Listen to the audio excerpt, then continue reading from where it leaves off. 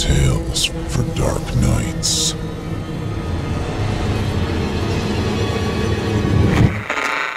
Want to make sure you never miss a Chilling Tales for Dark Nights video again? Be sure to subscribe and hit that bell to turn on notifications. Saturday. This sounds absolutely idiotic.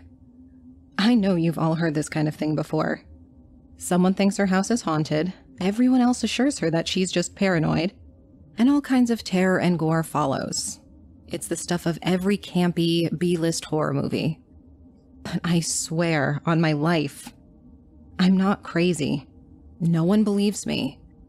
But then I found this forum, and I think maybe someone can help me. Let me explain. I moved to Boston from Minneapolis about a month ago to start work as a postdoctoral fellow in a research lab at Harvard Medical School. See? I'm a smart person. I'm not crazy. I ended up living with a friend of a friend in her tiny apartment that's definitely not designed for two people. It's not old and decrepit like you see in the movies. It was probably built in the 1970s, and there's nothing scary about the building itself besides lead paint on the walls. However, I became uneasy the very first time I looked in the bathroom mirror. I was brushing my teeth when I thought I saw a flicker of movement behind me. I turned around thinking it must be my new roommate. She hadn't been there the entire afternoon while I was moving my boxes in, so I hadn't met her yet. I poked my head out the door to look for her, but she was nowhere to be seen.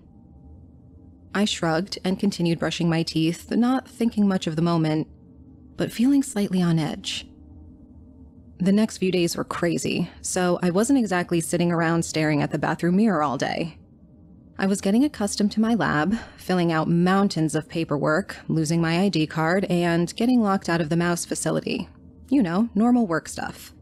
It wasn't until a week later, when I decided to do some deep cleaning of the apartment, that I took a good look at the mirror again. And the mirror took a good look back at me. There I was, perched halfway on the sink and scrubbing the mirror with glass cleaner, when I caught a flash of movement and saw a face in the glass, like someone was standing right behind me. I inhaled sharply and fell off the counter, dropping the cleaning supplies with a huge clatter that sent my roommate running to see what happened. After explaining that I had just lost my balance and everything was fine, somehow I didn't think that babbling about mysterious phantoms in the mirrors was good roommate bonding material. I cautiously peered back into the mirror. There was nothing but my flushed and worried face. I mentally berated myself for being so stupid. I was a logical, smart scientist, not someone who fell for scary stories and believed in ghosts. I was just freaking myself out. Stress from work or something. Maybe I was sick. I started to sound eerily similar to Scrooge denying the reality of the ghost of Jacob Marley. Fast forward to later that night, when I woke up desperately needing to use the bathroom. Of course, after carrying out that task, I needed to wash my hands, which was located... You see where this is going. I tried to focus on nothing but my hands, but I couldn't help taking a peek at the mirror. And then I screamed loud enough to wake up the whole building. In the dim light, I could see a girl's face, reflected in the same spot I had seen it before, near the upper right-hand corner. Her pale skin was dull and pasty, and her hair was stringy and unkempt. She looked to be in her late teens, maybe 16 or 17. Her face was utterly plain and unmemorable, besides her expression of abject terror. A hand touched my shoulder, and I swear my heart practically exploded in fear and shock. It turned out to be my roommate again, this time sleepier and more annoyed. I sank down to the floor and breathed heavily, trying to calm my heart rate. "What the hell is going on?" Cassie asked wearily. Fear outweighed pride, and I decided that enough was enough. I had to tell her. And she would be able to see it too. The face was right there in the mirror, plain as day. It's that face in the mirror. The girl who looks at you and... My voice came out embarrassingly shaky and weak, and I trailed off, realizing how stupid I sounded. Cassie gaped at me. "So you screamed and woke everyone within a mile radius because you saw a face in the mirror. Did you forget what mirrors are for? Let me explain for you. The mirror reflects your own face. No, it's not me, I protested squeakily. It's someone else. Look. I stood up and grabbed her shoulders, turning her to face the mirror. In the right-hand corner, see? See her face? Oh my God, her eyes are moving. She's watching us. Slowly, Cassie put her hand on mine, which was flailing around in a panic. Liz, she said carefully, go to sleep. You had a bad dream and you're freaking out. There's nothing there. I couldn't even form words to reply. I could see the girl in the mirror, plain as day, right next to my face. Her eyes were trained on me, but she blinked slowly, and her nostrils flared slightly as she breathed in and out. How could I be seeing things or making it up? I must have been losing my mind. I slunk back to bed and sobbed under my covers until I fell asleep. For 3 days, I brushed my teeth and washed my hands in the kitchen sink, and I closed my eyes every time I passed the mirror. I avoided all conversation with Cassie and went so far as to stay and work overnight at the lab one night. But my curiosity was running like crazy the entire time, and I finally broke down. Saturday afternoon, not the middle of the night, I had learned my lesson about that. I girded my loins and took a trip to the mirror. She was there again, waiting for me. Her bottomless black eyes bored into mine, and I thought I could hear her humming right at the edge of audibility. Without realizing, I leaned closer and closer until my nose bumped into the glass and brought me back to my senses. I backed up rapidly, pressing myself against the wall behind me, but I couldn't break eye contact. Her desperate, pleading face drew me in like a magnet, and against my will, I found myself moving closer again until the front door banged open and Cassie entered with her boyfriend. I started washing my hands, pretending I hadn't just been staring at a ghost. Was she a ghost? In the mirror. Cassie had been acting very cautiously around me, as though I might start foaming at the mouth and shouting about ghosts at the drop of a hat. So I wanted to project an image of total sanity. I couldn't help taking one more look as I dried my hands, however. The girl's mouth was open, and the humming was louder, a tune that tickled at the back of my mind like a far-off memory I couldn't reach. I ran back to my room and barricaded the door. Then I started doing some research, which is, after all, what I do best. So tomorrow, I'm going to try something. I'm going to talk to her. During the daytime, when hopefully I won't get as scared or jump to conclusions. I want to know if she's conscious. I'll report back then. Sunday. Okay, things are escalating fast. It took forever for Cassie to leave the apartment today, but I finally had the place to myself. After chickening out several times, I finally crept down to the bathroom and looked in the mirror, which was empty of anything but my face. I slumped down the wall, my head spinning, wondering if this was how insanity started. Pretty soon, I wouldn't be able to function because I'd be staring into the bathroom mirror all day, ranting and raving about humming ghosts. Speaking of humming, I froze. I could hear her again. Slowly, I pushed myself up off the floor and looked in the mirror. She was back. I was flooded with equal parts relief. I was right, she was really there. And terror. There was a phantom in my mirror. Her mouth was open wider today, and the humming was louder. This was my chance to talk to her. And since her vocal cords were apparently working, maybe she'd talk back. I cleared my throat ineffectively and choked out a single, hello? The humming stopped immediately. Her face grew larger, as though she was stepping closer to the other side of the mirror. Her mouth opened slowly, slowly, slowly. And finally, eyes drilling into mine, she spoke. "Let me out, let me out, let me out." She repeated the phrase over and over as I stared open-mouthed. Her voice was plaintive, but also robotic, as though she had said this for years with no one listening. Finally, it occurred to me to keep talking and see if I could get her to say something else. "Who are you?" Her mouth closed with a sharp clack of teeth. and then opened again slowly to form the word, "You."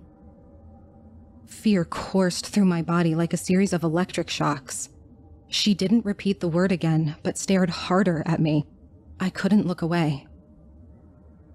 Are you dead?" I whimpered, all sense of bravado lost. She smirked at me. "Are you dead?" Great. Now I was talking to a mirror that mirrored my words. But then she continued, "You will be soon." I opened my mouth and realized I couldn't speak. I would be dead soon? Oh my God, this was insane. This couldn't be happening. I refused to allow myself to be scared by a figment of my imagination, telling me that I would die soon. An angry reply bubbled up in my throat, but before I could spit it out, her face faded from the surface of the mirror, and all I could see was my face once more. I don't know what to do now. Sunday night. I can hear her from my room. She hums or repeats, "Are you dead?" ad nauseum, or she takes a relaxing break by hissing my name over and over. Liz. Liz. Elizabeth. I have never hated my name so much. I can't believe Cassie supposedly can't hear this. I'm going to bed. This is insane. I'll tell you if anything happens tomorrow. Monday night. It's almost midnight, and I got home 2 hours ago. I stayed late at the lab. I'd like to say it's because of my superior work ethic and drive to succeed. But honestly, I was just afraid to go home. But then I started freaking out whenever I saw mirrors in the bathrooms at work. I guess if I'm going to be terrified by mirrors, I'd rather be terrified in a place where I can run and hide beneath my covers in under 60 seconds if the need arises. For an hour, I sat in my room listening to her hum my name over and over. I could feel her presence pulling me toward the bathroom, but I tried to resist. Finally, I couldn't help it. I scampered down the hall like a scared bunny and went to see her. I don't know what happened from then until about 5 minutes ago, and I'm terrified by that. I don't remember any time passing, but suddenly it was much later, and I was sitting cross-legged on top of the sink, nose to nose with her face. It suddenly occurred to me that I couldn't see my own reflection in the mirror, just hers. That shock was enough to propel me out of the room. For now. I've noticed that as soon as I leave the bathroom, I feel physical relief, like something heavy is pressing down on me the entire time I'm there and it lifts. But somehow, that magnetic pull keeps dragging me back. Tuesday. I couldn't go to work today. She wouldn't let me. I sat with her all day, and she hummed my name. Wednesday.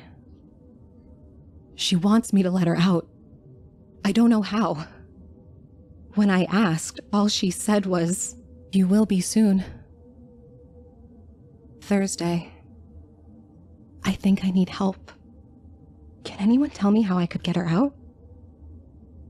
Should I break the mirror? Is there some kind of spell? Thursday, 2 hours later. She keeps saying, "Let me out. Are you dead?" and "You will be soon," over and over. And it finally just hit me. Maybe, there always has to be someone in the mirror. Maybe I need to die to let her out. I'm gonna go sit with her. She's so lonely. Friday. Am I dead? Saturday. Oh my god, oh my god, oh my god, this is unreal. This is Cassie. I saw this thread open on Liz's computer after... Well, she never shut it down, and I saw it, and oh my god. I don't know where to start. I don't know what's going on. I probably shouldn't even be posting here. The police will want her computer for evidence, but I'm so scared. Liz is dead. I came home Friday night thinking everything was normal, and walked into a nightmare. The bathroom mirror was shattered. and Liz stood in front of it, her nose centimeters from the broken glass surface, holding a massive shard loosely in her fingers. My mind was completely empty and I couldn't breathe. My ears rang, but underneath it all I could hear her humming her own name. Liz. Liz. She raised the shard of glass to her throat, and before I could know what was going on or could come to my senses enough to stop her, she sliced. There's a lot of blood in the human body, incidentally. Obviously, I'm not at home right now. It's a crime scene. I'm staying at my boyfriend's house. I haven't used the bathroom in 8 hours because I'm afraid to look in the mirror. But I don't know how much longer I can hold out. I don't know if anyone else is actually online right now, but if I don't reply for 10 minutes... Never mind. You can't even do anything. Wish me luck. Sunday. There are 2 girls in my mirror, and they sing my name through the walls. Cassie. Cassie. They ask me to let them out. I'm going to go sit with them. They must be so lonely. Am I dead yet?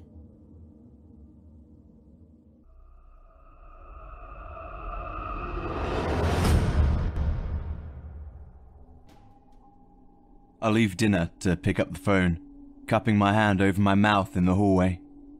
Who is it? There's a second of feedback, a high whining noise, and then a response. Jim's not here. Sorry? Who's Jim? In fact, who is this? I ask a flurry of questions, but as I ask the third, the line goes dead with a click. My mouth is a little dry.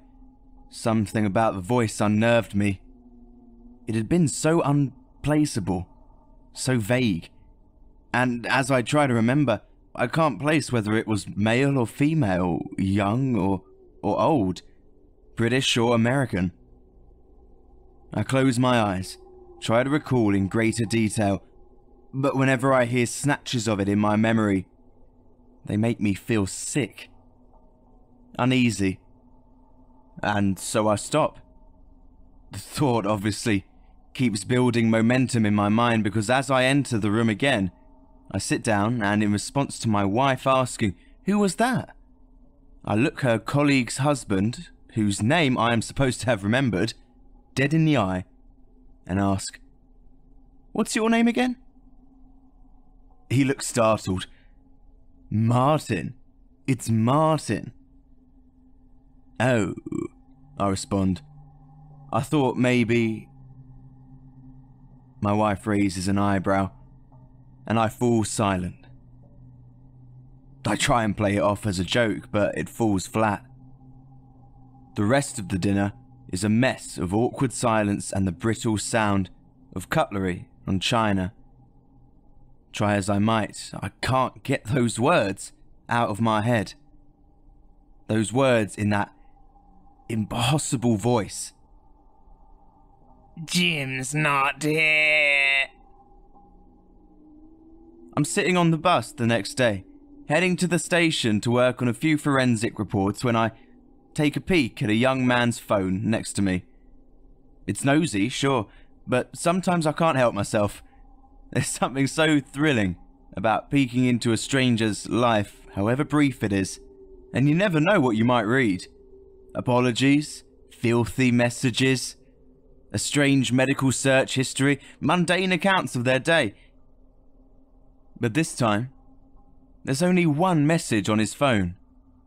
His thumbs aren't moving at all, and instead he's staring at it. Crisp and clear at the top of his mobile phone, in a little white bubble. "Jim's not here." I'm taking extra hours here and there, trying to squeeze in time with my family when I can. Work passes in a flash, at the speed of routine, and when I think on my day as I travel home, I realise I can't remember a single thing about it.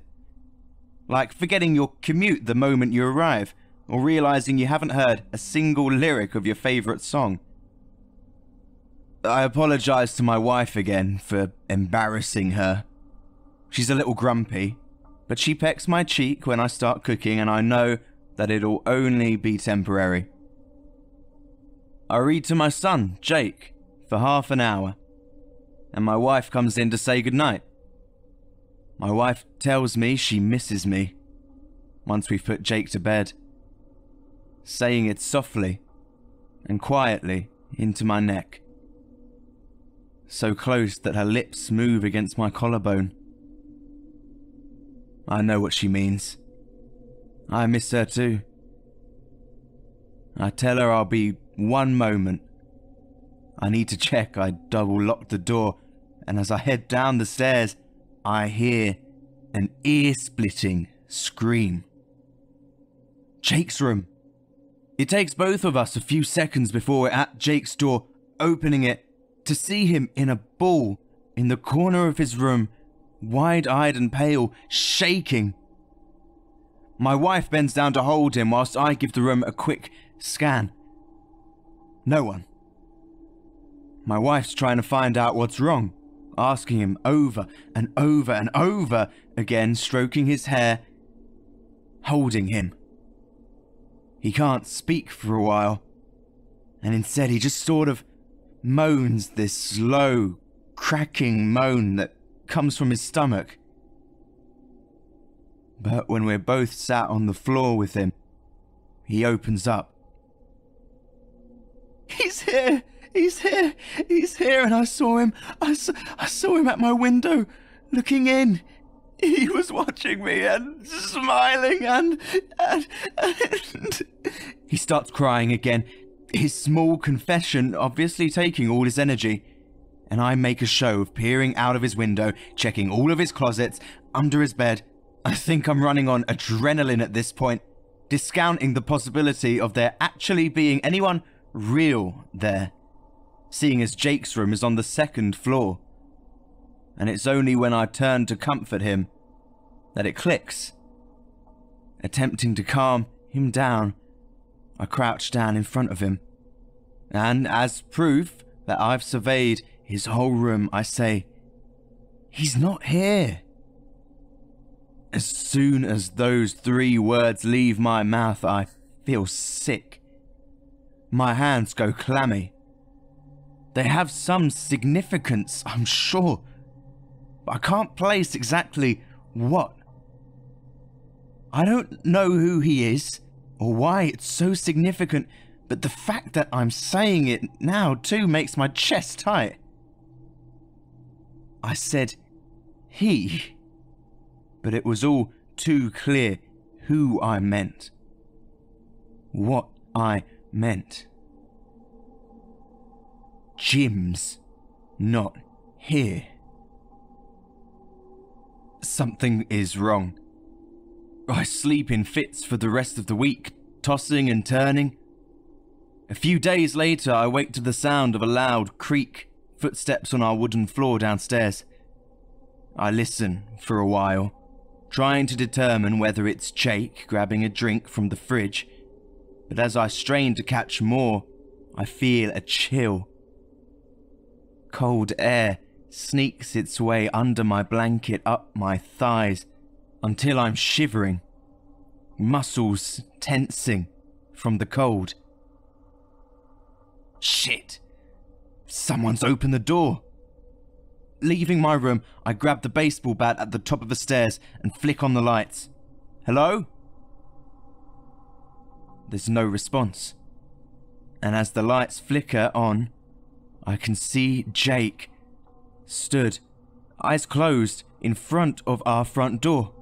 It's wide open, and a soft breeze has blown in a few leaves, which twitch on the floor around his feet. Jake?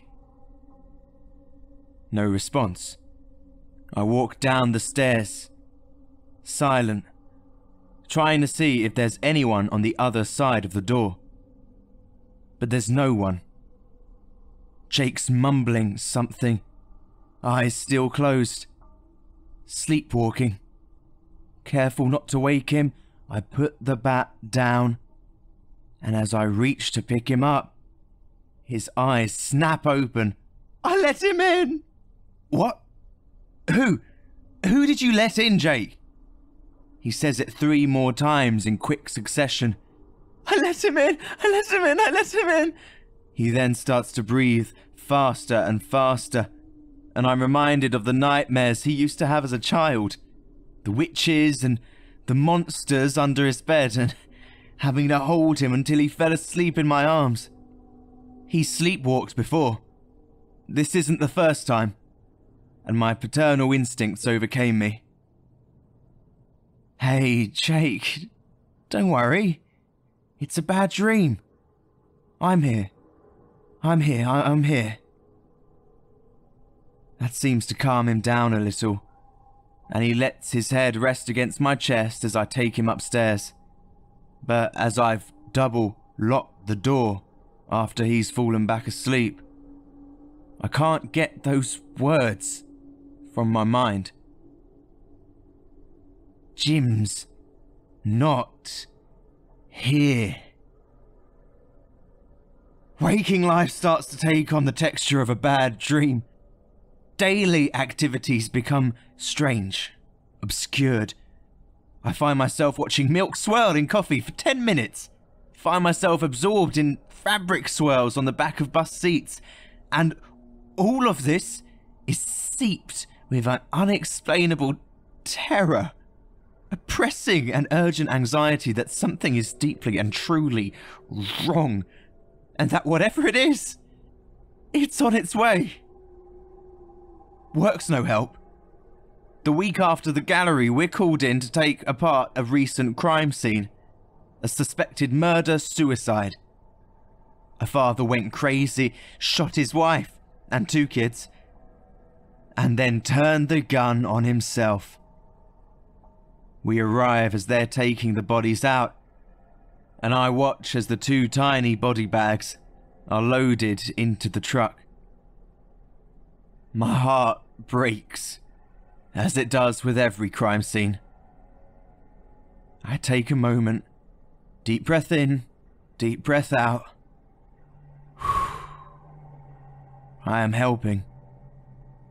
This happens. I am present. I put on our plastic suit, the mask, and enter the living room. It's a mess of blood, and the coffee table has been overturned where the wife evidently tried to escape. The flash of a camera, and the hushed conversations of detectives and other forensic teams take on the rhythm of rain, as if this is somehow natural. I busy myself taking samples, working my way around the room. As I take hair and blood samples from the feet of an overturned chair, I find a small, crumpled note. Opening it, I read written in pencil, "Not here." As we move through each and every room, I find the same small notes tucked away, like some sort of morbid scavenger hunt. Not here. Not here. Not here. For some reason, although I can't say exactly what, I don't tell anyone else about them, and instead keep them in my palm. The last room we enter is the twins. We all take a moment outside, mentally prepping ourselves for what might be inside. I open the door, bracing myself to see blood, signs of a struggle, but instead, nothing. A normal, tidy girls' room. And in the center, a watercolor canvas that they'd evidently been working on. My head starts to spin bin. I taste bile. I feel as if the walls are slowly beginning to constrict around me. And the daylight through the window turns harsh. There, on the canvas, in what is unmistakably a child's hand, is a painting. Blank eyes, toothy grin, dread, and scrawled where an artist usually signs their name is 3 words. 3 words I've grown so sick of seeing that have started to become part of me, like they're engraved into my skin. Jim's not here. I take time off work. I say my mental health is struggling, and in a way it is. For a while I tried to tell myself I was finding patterns where there weren't any, that I must have subconsciously, somehow, convinced my son to be scared of the same thing that terrifies me. That Jim was not only not here, but was not real at all. But I watched the forensic team and the detectives make the same note about the painting, asking each other if they had any idea if that was the name of the father. It wasn't. But that wasn't important. What was important was this. They'd seen it too. Like a plague or a virus, those 3 words start replicating, start spreading themselves all over my life, hiding themselves in dark and secret corners, plastering themselves where they shouldn't be. Me and my wife are taking a walk a few days later, discussing therapy options, when we find smoke billowing from our neighbour's garage. We call the emergency services instantly and then run to try and prise the door open, heaving at it as hard as we can. Somehow, something catches and the door, with a groan and a shake, slowly opens. We find our neighbour, Tom Watkins, in the passenger seat of his car. The window open just a crack and a hose attached to the exhaust pipe. Suicide. It's strange though, because my experience with suicide at crime scenes is that usually a method like this leaves the victim with a profound expression of peace on their face. Tom, however, looks terrified. My wife sobs into my shoulder as we wait for the ambulance, and when I close my eyes, I feel as if my body is vibrating. My teeth clench, my back drips with sweat. She turns away as soon as she saw the body, but I spend a little longer looking at it. And I can see 3 words written over and over again in the smog that's caked over the windshield. Jim's not here. But what chills me the most, what makes me want to push my wife away from me and run until my legs give out, is that they weren't just written on the inside of the windshield. Something, through all that toxic smoke, had taken the time whilst Tom closed his eyes and waited for death to write it on the outside too. In his final moments, Tom hadn't been alone. My concentration slips further. I become homebound. Jake distracts me while I'm preparing dinner, and I slip with the knife, cut deep into my finger. Blood begins to cover the chopping board, pooling around the onions before slowly flowing over the side and onto the floor.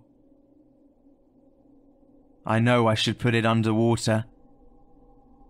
Should wrap it in a bandage. But something catches my eye. I tug at it a little, the flap of skin that's been exposed. There's something on the other side. Something written. I'm sure, on the underside of my skin. Blood continues to pool, now on the floor around my feet. I wince as I pull at the flap of skin, gritting my teeth through the pain. I work harder, pulling the skin loose from the first knuckle, and then the second. The pain is extreme.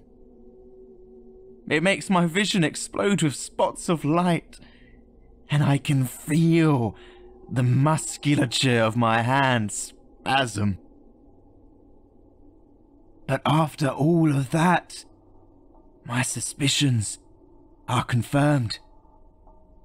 There, written on my skin, are those 3 words. Jim's not here.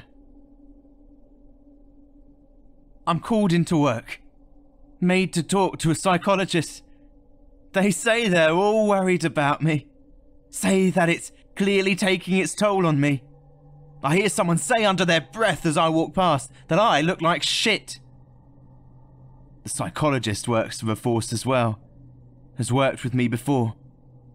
Says she's been given access to some of my old medical history. From my childhood, my teenage years. Says that one name keeps coming up. That maybe it's a coping mechanism for horrible things. A mechanism that I first used as a boy, and that only comes back in times of hardship or stress. She mentions that coping mechanisms can just as easily be forgotten as remembered. That the brain doesn't want us to remember them half the time. But that sometimes the brain gets confused, starts using them in the wrong ways, starts overcompensating. She asks me if I think Jim's real. She asks me if I think Jim's here.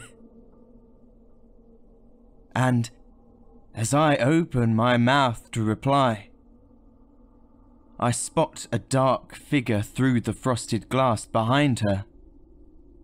A dark figure that's almost pressed against the glass. A silhouette that slowly holds one finger up to its face. Shh. My mouth goes so dry, I almost can't speak. My throat constricts. My chest grows tight. I am not alone. We are not alone. The feeling of being watched multiplies until it begins to feel more like a physical pressure that's pushing in on me from all sides, drowning me, making my mouth move the way it wants. I shake my head. No. I tell her clearly, Jim's not here. Even though I can see now that he very much is. He's here. He has always been here. Jim is here. And he's waiting.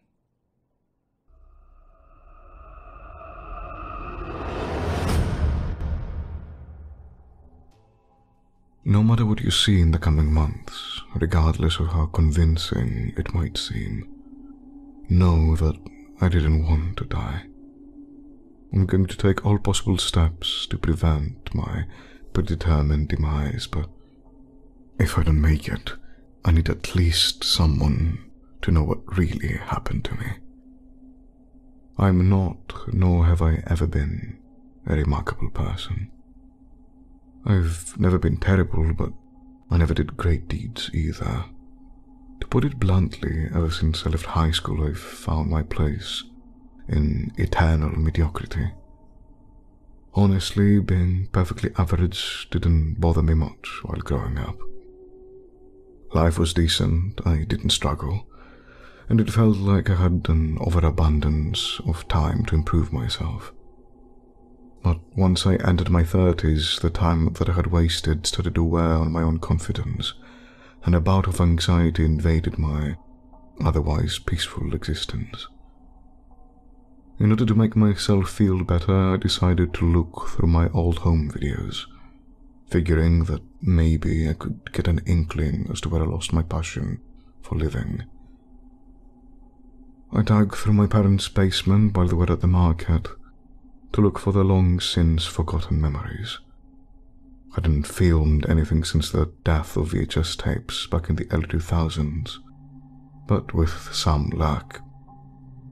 The infinite procrastination abilities possessed by my father meant that both the tapes and the player still waited idly by in the dust-covered boxes. After a long search and a couple of coughing fits from the dust clouds, I found a box marked Home Videos. The box was full to the brim with old tapes and the player itself. It was far more than I ever remembered filming, but it already started to satisfy my hunger for nostalgia. I felt confident that I would find at least some inspiration and drive within the films. So, with little hesitation, I brought them home to my one-bedroom apartment and connected the old player using a ton of adapters to make it fit modern televisions. I picked up the first tape labeled Adam Davies, Highlights 1985 to 2006, and inserted it into the player. Though some of the footage was more than 3 decades old at that point, the tape itself was rather new, or at least as new as VHS tapes could possibly be. It meant that someone had transferred the footage to a newer tape to preserve the film, possibly my mother. It had to be rewound, and as it did, I poured myself a glass of cheap whiskey while listening to the loud whirring sound of the tape being dragged back to its beginning, then hit play. A poorly focused picture came to view, partially covered by the date, reading January 5th, 1985. It was myself as a baby, barely out of the womb, and my mother was a person behind the camera. She cooed and made funny hand gestures to get me to smile, which I diligently did as she laughed in joy at her wrinkly little creation. As I sat through half an hour of footage, watching myself grow up, and though I had no recollection of these events, it felt nice to see I once lived a carefree life of joy and exploration. Everything felt amazing, and before I knew it, Christmas of 1989 had rolled around, one of my very first happy memories. 4 years old and wearing an oversized Santa hat, I sat on our carpeted floor and fiddled with a colourfully wrapped Christmas gift. Cheerful music played in the background and a dog ran around, excited about the torn wrapping paper littering the floor. The dog eventually ran over to my young self and started to playfully pull on my present while I attempted to push it away, all the while laughing my heart out. It was a wonderful scene to behold, and though I had a vague memory of that day, my first Christmas to remember, I had absolutely no recollection of ever owning a dog. Don't get me wrong, I love dogs. In fact, I always wanted one, but due to horrible allergies that developed during my childhood, my parents always kept me away from the furry and lovable creatures. My first thought was that the dog belonged to some other family member, but as the years went by, the dog proved a faithful companion and made several appearances on the tape. Though the footage was clearly real and I was the center of it, I couldn't for the life of me remember the dog. He, Doug, followed me around until the age of 12, where it suddenly stopped showing up on the tape. Presumably passed away from old age, but he wasn't discussed any further in any of the other clips. I kept watching through my primary school years, then high school, and finally college. Everything was exactly how I remembered it, every minute detail matching my memory of life. Everything except for the dog. As the tape neared its end, the date read October 7th, 2006. I was filming myself out with some colleagues from my part-time job. We were just having a few drinks after work, and though it wasn't a particularly exciting evening, I remember feeling so happy, absolutely certain of my place in the world. Everyone was laughing and we seemed to have a genuinely great time. The evening went on, and my memory turned hazy while the footage turned more and more sloppy. As it often goes with an overabundance of alcohol, there were holes in my memory from that night. The screen cut to black for a few seconds, and once the picture returned, someone was filming me from the other side of the bar. Whoever held the camera, they were not one of my friends, nor did I seem to pay them any attention.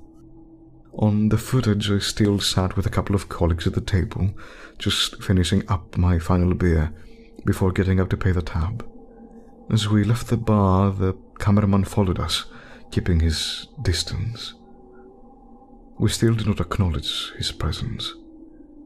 Unbeknownst to us, a stranger had gotten hold of my camera, and in my drunken state, I never realized. He kept following us down the street as my friends dropped me off into a taxi. The clip ended, and the screen cut to black for a full minute. I wondered if the tape had reached its end, but the timer kept counting up. Once the picture returned, I was met by a dark scene. The camera was pointed towards a dimly lit road and slowly panned along the street. Small pieces of debris and chunks of cloth littered the road, all accompanied by a vague crackling sound in the distance. Before long, the picture showed a mangled car, wrecked and partially on fire. The cameraman moved closer to the wreck. I gasped in shock as I saw the severity of the crash. The driver's head had been smashed beyond recognition by the steering wheel. He had suffered a quick, unexpected death, but the passenger, I, was still alive. It zoomed in on my mangled body as I desperately tried to get free from my seat, but I was stuck in the twisted metal and my broken legs had been caught within it. The fire spread slowly at first, and the cameraman stood idly watching as it reached my body. Still, I didn't notice anyone filming me. The fire started to spread quicker, and I screamed in agony as it climbed up my body towards my face, my clothes fusing to my skin and my face charring from the heat. After the fire had burned away most of my skin, killing each of the nerve endings, I stopped screaming, though I never stopped moving. Not until my muscles had stopped functioning did I finally go quiet. I'm not sure how long the scene lasted, nor do I care to go back and check. I sat frozen in fear as I listened to each second of my pleading screams until the moment I felt silent and finally died. My life had ended on camera the 7th of October 2006. That was just the end of the first tape. I sat speechless, trying to figure out if I had fallen victim to some sick prank or if the footage showed an alternate version of myself that never made it out of college. I dug out another tape and read the title. Adam Davies, Highlights, 1985-2002. With extreme trepidation, I removed the first tape and inserted the second into the player. Be it morbid curiosity or a desperate need to find answers, I decided to watch another. The footage was almost identical to the first tape, but no dog ever showed up in the film.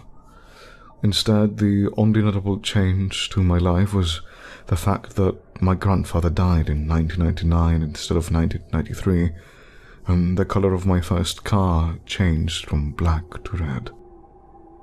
I kept forwarding to the very end of the tape, only watching bits and clips along the way.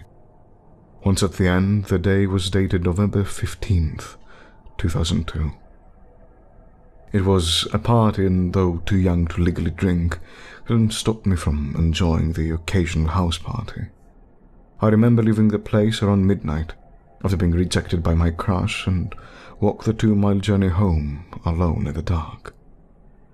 As I walked, someone followed me in the distance, filming me without my knowledge, just as the first tape. I crossed the street and took a shortcut through an alleyway, and was immediately cut off by a hooded figure. The scene was filmed from too far away to hear what was happening, but the hooded person pulled a gun, and I lifted my hands up in response and immediately froze. Whether it was supposed to be a robbery or a hostage situation, I didn't know. Just kept holding my hands up high while the robber erratically waved the gun around. Before I could defuse the situation, the gun went off and hit me point blank in the throat. I fell to the ground, clutching my throat. While I lay there, desperately trying to slow down the bleeding, the cameraman approached me with slow, patient steps. This time I noticed the stranger approaching, and I stared into the camera as I gasped for air, unable to call out for help. It took me less than a minute to bleed to death.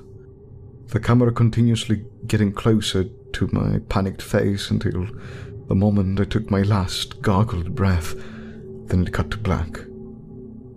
In 2002, I died alone on the street, never knowing why. The same scene kept repeating itself for each of the recordings. Every time, small details were changed, memories that did not make sense, things that didn't happen, but they always ended with my untimely death. September 29th, 2004, I drowned as my car plunged into the river. The windows didn't open, and I couldn't break through the windshield. On January 13th, 2005, I fell off a cliff and broke my legs while hiking alone in a neighboring city. The fall caused an open fracture which severed one of my arteries, and it took me a full hour to bleed out as I desperately tried to crawl for help. 4 deaths, each filmed by a stranger, never offering a helping hand, never speaking a single word. I returned to my parents' place with a box of tapes and demanded to know what the hell was going on. They took one glance at them and denied knowing about their existence. Despite my father's extreme laziness, he had long since gotten around to digitizing the footage, putting it on a hard drive and storing it in a fireproof safe. They showed me the home videos they had made, and everything appeared just as I remembered it. No horrific death at the end. The tapes had to have been put in the basement recently, as a flood had destroyed most of the stuff stored there only a year before, while I was abroad. Whoever had brought the videos there, it wasn't my father. Following the conversation with my parents, my first instinct was to throw the tapes in a fiery pit and forget they ever existed, but saner thoughts prevailed. I had to talk to the police to figure out who made them and, more importantly, how. I loaded them into my car, checking over each of the titles once more when I noticed one marked Highlights 1985 to 2020. I stopped dead in my tracks and just stared at the tape in my hand. It was bizarre enough to hold a cassette dated in the future, but the fact that I already knew its ending horrified me even further. After what felt like an eternity of contemplation, I decided to see what the tape had to offer. A glimpse into my near future, for better or for worse. If it revealed any details, Maybe I would get the chance to escape whatever fate had in store for me. I stared intently at each memory depicted on the television screen, desperate to look for any deviations from my memory. If I was lucky, it was another reality altogether, but no matter how hard I tried to look for any discrepancies, it perfectly matched my life as I knew it. Once the tape got to December 2019, I took a deep breath and paused the video for a moment. Maybe I should have let the police deal with it. If fate is predetermined, then how could I even prevent it? But I had to know what would happen to me. The urge was irresistible. I hit play once more. The date read December 17th, 2019, and the picture revealed a cold, grey hospital room. I was there, holding my unconscious mother's hand as she took her last breath and fell eerily silent, as if her presence had left the world. The doctor in the room assured me she did not feel any pain, that she was at peace, but the actual cause of her death never came up. Whoever filmed it did not seem to partake in the interaction, just like with the other clips. The stranger simply observed us, unnoticed by anyone actually in the room. The clip ended rather abruptly, cutting to black, remaining empty for a full minute. Once it faded back in, the date read January 24th, 2020. I saw myself sitting in what looked like a dirty motel room, one I couldn't recognize. I kept my hands folded over my lap as I sat on the edge of the bed. I was clearly distressed and paid little notice to the cameraman in the room. It went on like that for a couple of minutes, me muttering some incomprehensible panicked sentences, and the camera just remaining focused on my hands. Suddenly I lifted my head towards the cameraman with pleading eyes. "Please, I don't want to do this. Don't make me do this. I don't want to. I don't want to," I said with a trembling voice. The cameraman remained silent, but the look on my face said enough. I was horrified, and it was clear that whoever filmed me was also coercing me to do something against my will. I lifted my hands up from my lap to reveal a knife. Just the run-of-the-mill pocket knife, but threatening nonetheless. My hands shook as I once more begged for mercy. "I don't wanna. Please, don't make me do this." Then I directed my attention to the knife, and without hesitating any further, I plunged it into my wrist, dragging it up along my arm towards my elbow as I winced in agony.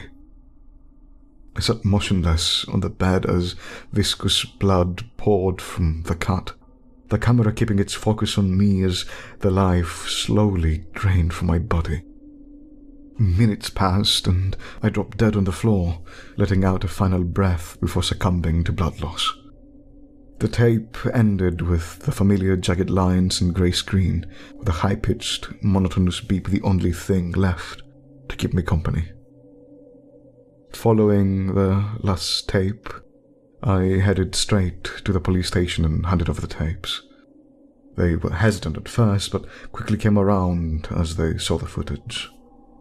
Of course, their explanation was more within the realm of logical possibilities, that someone had altered the footage and created a doctored video, though they took it seriously as a threat to my life and swore they would keep me safe while they looked into it. Unfortunately, without a perpetrator, it would be hard to do anything. I was left with little choice but to hide in my home with all the doors locked and every window covered up. After getting home, I sat myself down by the phone and waited for the police to call me with any updates, though I knew if anything came up, it would take days, if not weeks. It's possible that it's another reality and that I'll be fine. Maybe it's just a sick prank and not someone that can literally see into the future. Those are all just hopeless thoughts, because about an hour ago, I received a phone call from my dad. He told me that my mum collapsed into the bathroom and that they're taking her to the hospital. He keeps reassuring me that she'll be fine, but I know better. In a few weeks, my mum will be dead, and then shortly after, I will follow.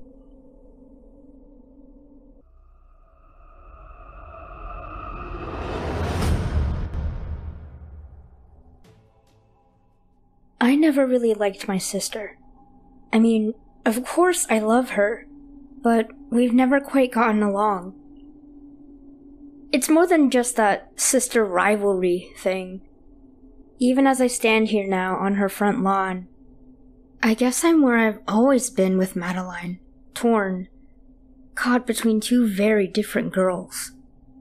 But I'm getting ahead of myself. It all had to start somewhere. Childhood, I suppose. Even then, we were completely different people. Our personalities clashing, hard sometimes. She was already 8 when I was born. All of a sudden, someone else to share your parents with. Unwelcome and hogging all the spotlight. And to Madeline? Someone who was not about to tag along and get in the way of her plans. Everything was always plans with her, and I was never a part of them. Madeline was that overachieving kid at school you hated. Before that, she was the catty 4th grader who gossiped behind her back. And growing up, I was always one of those bookish types, quiet and small. And then, I'd come home from school only to find Maddie, my own personal bully, waiting for me. That's when I started to play that weird little game. She'd lock me in the closet, and as I sat there in the dark, I know it sounds dumb, but I was so young then. I would close my eyes and wish I had a twin. Maybe it even the odds. 2 younger, quieter girls against one bossy older sister. Or maybe I just wanted somebody else to play with. Someone I could share my things with. Whatever the reason, I had a little mantra, I would say. I wish I had my twin. I wish she was here. But no matter how hard I tried to activate some imaginary power, the twin never appeared. And so we grew up. Once college time came for Madeline, we mostly went our separate ways, and boy, did she climb that social ladder like her life depended on it. Graduated with honors, married the boy next door, had a baby, and now she's got her own office, assisting in a law firm while, you guessed it, she's studying for the bar exam. And me? I'm not aiming nearly so high. Dad teaches in high school, and I guess I took after him because I'm an English major and could see myself teaching one day, but maybe to younger kids. I love kids, especially my niece.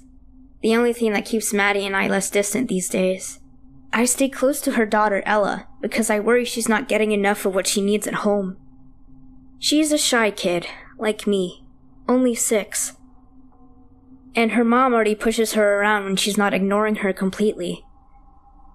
I don't want to see her go through what I did with Madeline, so I try to make it over there when I can, to give her someone she can play with or talk to. Maybe that's why I'm in this whole mess now. My concern for little Ella. It was only this morning I rolled out of bed, ready for another usual day in the life of a college junior, when it's turned out to be anything but that. Usually it was a morning chat and Starbucks with my roommate, a theater girl, and yin to my yang, named Ashley. Then lit class, lunch to finish any homework, and then one of those crappy chem courses I take just for the credits. When school's done, I go back to our campus apartment to veg out for a couple of hours, then work nights at the Denny's. Sure, it's not as glamorous as what Madeline has, but I can't help smiling to myself when I think about the cute busboy at work, while she's stuck with some Home Depot manager named Eddie, who can't even grow a beard, so I'm just gonna chalk that up as a win for old Becky. I awoke looking a bit pale, hoping it wasn't the flu, but was already late to meet Ashley for coffee and rushed down the path. But when I got there, my smile met with a confused look from Ash. Hey, I was actually just about to leave, she told me, latte in hand. I didn't think we were meeting today. I mean, I was coming over, but then I saw you. This took me aback, but she continued, her eyes narrowed and probing. Weren't you just in the dining hall? I felt a little queasy now. Ashley had known me for years. She knows what I look like. Wait. You saw someone you maybe thought was me? I asked. Ash, I wasn't at the dining hall. I just came from our place. Thought I'd be late because I'm just a little sick today. But I wasn't there. Maybe somebody really looks like me. Ashley's eyes changed from questioning to wide. I knew she wouldn't fake me out like this. No, Becky, it was you. Is this like a joke? Surely there'd been a mistake. At the dining hall, what was I doing there? Just sitting and eating. She looked down at her coffee. Maybe you should go see for yourself. I've got long dark hair, like a bunch of other girls, and I'm 20, like half the kids on campus. So I rationalized and put on a goofy face, waving my fingers in mock horror. Ooh, a secret clone. Maybe I should go meet this mysterious Becky number 2, huh? But Ash was serious. You're probably right, she nodded, touching my arm with a smile before she started to the door, off to class herself. Don't worry. Millions of people in the world, right? You know what they say, everybody's got a twin. A chill ran through me, but I said a quick goodbye, then decided I needed to know. The next building over held the dining hall, and I rushed across the grass to see this mystery girl, suddenly feeling like that nervous little kid again. I made my way through Bishop Hall, but as I got to the cafeteria stairs, I found myself weak, and not just from running. I was all at once so very tired, like I hadn't slept in days, but my determination was strong, and I slowly pulled up one leg in front of the other. Sweating and gasping as I climbed, I wondered what the hell was wrong with me. I'm not in this bad of shape by a long shot. I made it to the top, barely in time to see her, and froze. There was a girl that looked exactly like me. In a purple tank top and jeans, placing her tray by the kitchen and walking away towards the quad. The sweat on my skin went cold. She was identical. The hair, the face, the everything. My mind raced, but I simply couldn't find any good explanation, and I went lightheaded. It was all too much. With the girl gone, whoever she was, I trudged all the way back to our apartment and ran to the bathroom to puke. When I was washing up, I caught my reflection in the mirror. My face was gray and sallow, bags under my eyes, hair a dull mess.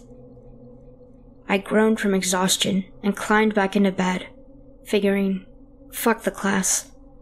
I could afford to miss one lit session, but not science, so I set up my phone for an hour-long nap and took an aspirin on the bedside stand for the gnawing pain settling behind my eyes. With that, I passed out in the soft embrace of my pillow. When the alarm jerked me awake, I looked even worse, head now throbbing. I changed into a long-sleeved shirt, shivering, thinking I'd need to see a doctor. But after class, my hands shook as I slung my bag over one shoulder and headed to the building. I shuddered in the wind, even though it was just a light California breeze. That girl. I couldn't stop picturing it, but tried to focus. With some difficulty, I made it up the few short steps and opened the class door, only to find my professor, Mrs. Broach, with a look of befuddlement. Becky? Were you not just wearing a different outfit? My heart skipped a beat.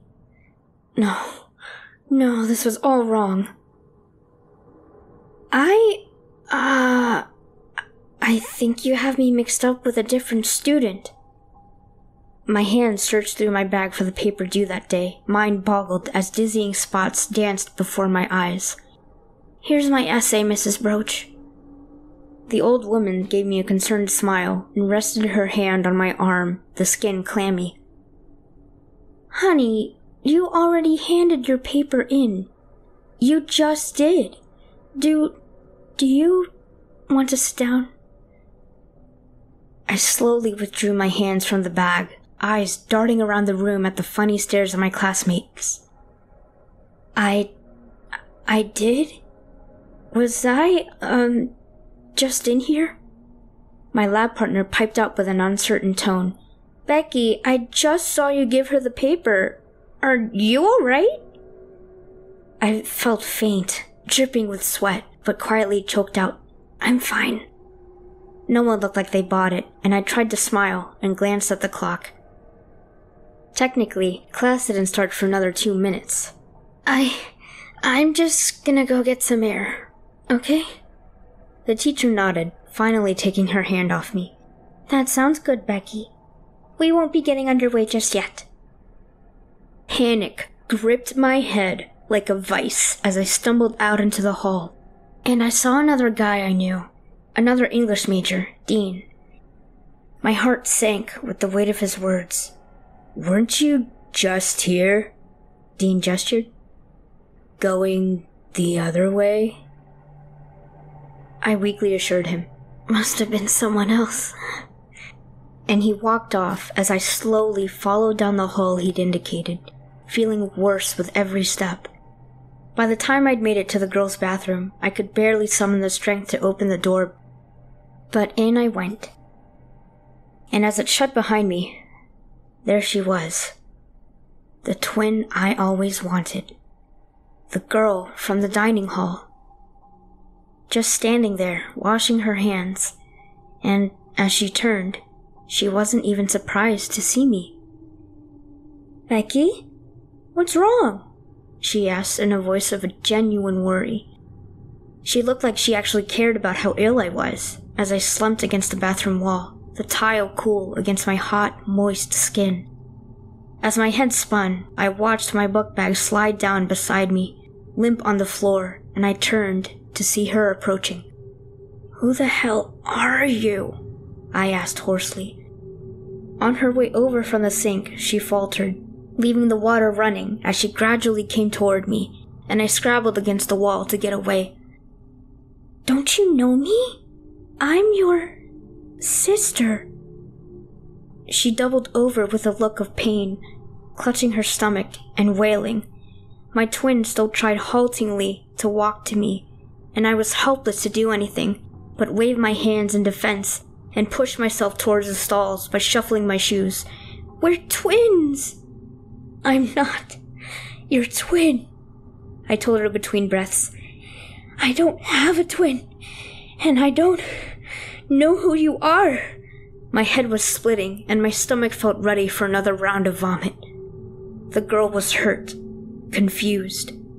But I'm supposed to be here. This is our school, Becky. Do you not remember?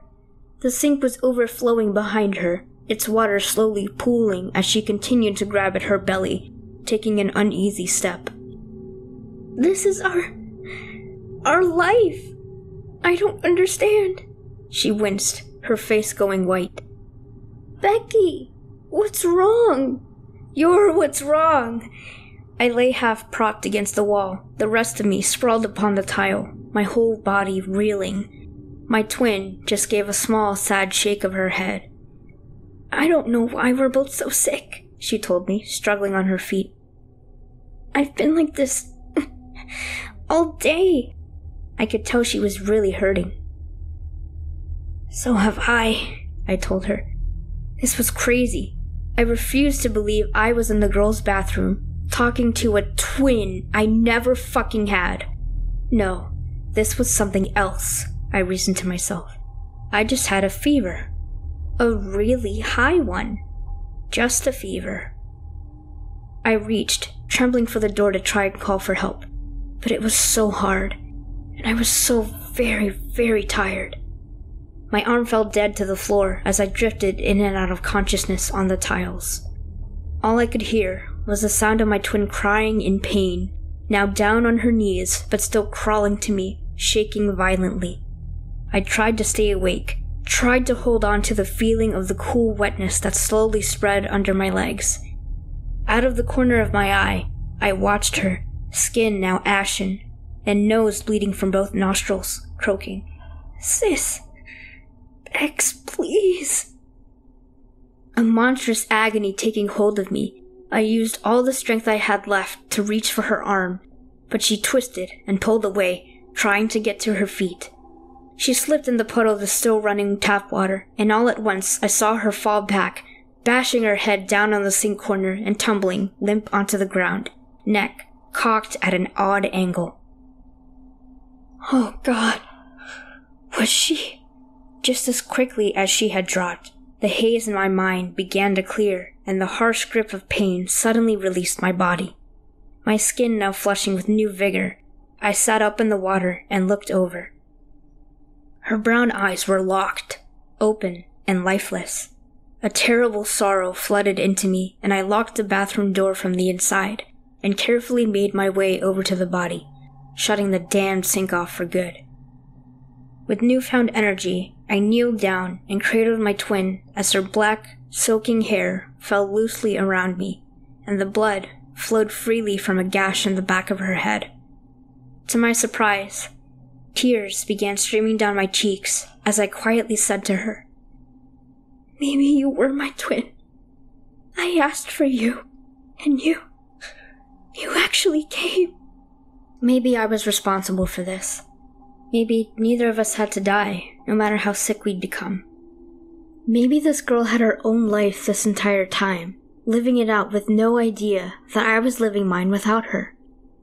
Gently closing those staring, dead eyes, I had no idea what to do, and considered calling for help. "I'm so sorry," I told her. I grabbed a wad of paper towels and wiped the bloody water away. I couldn't just leave her like this. My health rushing back to me, I finished with the towel, patting away the last traces of blood before I went to carefully clean off the wound on her head. I gingerly propped her up between the back wall and the handicapped toilet railing of the last stall, biting my lip as my mind raced when I realized what the world would see. They'd think it was me dead in there. I tucked my arm beneath her knees and tried to pull her legs up onto the rim of the toilet so no one would see her, shutting her inside and wondering who to call first. The police? My mom? God, as if anyone would ever begin to believe me. As if to reply, the sound of my phone ringing made me jump, still in my bag across the room. I hurried over to see it was Madeline and answered. "Rebecca, oh thank God you picked up." Just as it did before, my heart began beating hard against my chest. I had never heard my sister speak in such a way. She sounded disturbed, frightened, practically unhinged. She kept going, a mile a minute. "I don't know what to do. Fuck, I don't know what to do. You have to come someone has to come here and get me. Oh, Jesus. Maddie? Where are you?" "I'm at the office."